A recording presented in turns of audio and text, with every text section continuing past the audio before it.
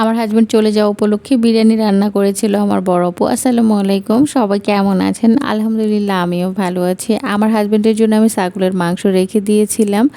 সে কোরবানির ঈদ করে ২-৪ দিন পরে চলে গেছে, তাকে আর আসলে খাওয়ানো হয় নাই। আমার দেবর ছাগলের মাংস দিয়েছিল আর আমি একা একা সেটা তো আমার খেতেও ইচ্ছে করে নাই, আমি রেখে দিয়েছিলাম যে আমার হাজব্যান্ড আসার পরে খাবো।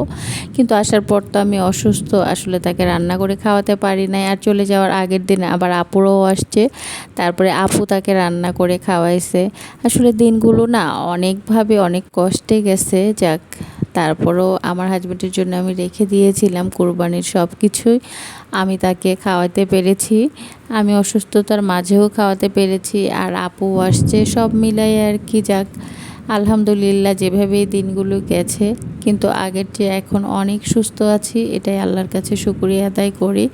ইনশাল্লাহ আমার হাজব্যান্ড আসলে আরও ভালো কিছু পরবর্তীতে খাওয়াতে পারবো।